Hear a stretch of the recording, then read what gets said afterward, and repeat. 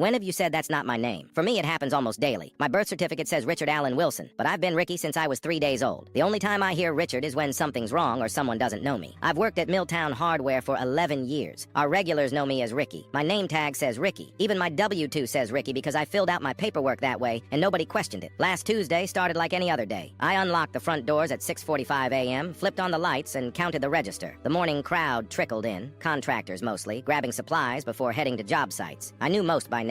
"Morning, Ricky," said Mike from Miller Construction, grabbing his usual coffee from our courtesy pot. "Mike, how's the Johnson renovation coming along?" We chatted while I rang up his PVC fittings. This was my comfort zone. Easy conversation, helping people solve problems, knowing exactly who I was in the world. Around 10 a.m., a woman in a crisp pantsuit entered, looking completely out of place among the paint cans and power tools. She approached the counter with purposeful steps. "I'm looking for Richard Wilson," she announced, consulting a small notepad. "That's not my name," I said automatically, then caught myself. "I mean, technically it is, but everyone calls me Ricky." She smiled thinly. "Richard Wilson, I'm Diane Mercer from Regional Management. We spoke on the phone about the quarterly review." My stomach dropped. Corporate had called last week about some kind of evaluation, but I'd assumed my boss would handle it. "Right, yes, sorry about that. I'll need to see your inventory records and sales reports for the past 6 months," she continued. "Richard?" Each time she said it, I felt myself shrinking. Richard wasn't me. Richard was my father's name, the man who walked out when I was 4. Richard was what my mother shouted when I broke her favorite vase at 8. Richard was formal, important, accountable. I was just Ricky. Throughout the day, she followed me around the store, clipboard in hand, calling me Richard with increasing frequency. Each time I resisted the urge to correct her. By afternoon, I was answering to it like a trained dog. "Richard, these safety compliance forms haven't been updated since 2019. Richard, your inventory control system is completely outdated. Richard, we need to discuss your management approach." When Dave Thornton, my regular Thursday customer for 15 years, came in and called out, "Hey Ricky, got those special order hinges?" Logically, Diane raised an eyebrow. "Your customers don't address you professionally?" she noted on her clipboard. Something in me snapped. "Actually," I said, straightening my shoulders, "they address me correctly. I'm Ricky, not Richard." She looked up, surprised. "Your employment file says Richard. My friends call me Ricky. My customers call me Ricky. My name tag says Ricky." I tapped the plastic badge on my chest. "This store has been my life for over a decade, and everyone here knows who I am. Mr. Wilson, this is a professional environment, and I'm a professional who knows every inch of this store and every customer who walks through that door. I know their projects, their kids' names, and which brands they prefer. That matters more than what you call me." She studied me for a long moment. I'd never stood up to anyone from corporate before, but something about hearing my father's name all day had worn my patience thin. Finally, she made a small note. "Very well, Ricky. Now about these compliance issues." It wasn't a complete victory, but hearing my real name from her felt significant. The next morning, I changed my nameplate in the system to officially read Ricky Wilson, because that's who I've always been, paperwork be damned.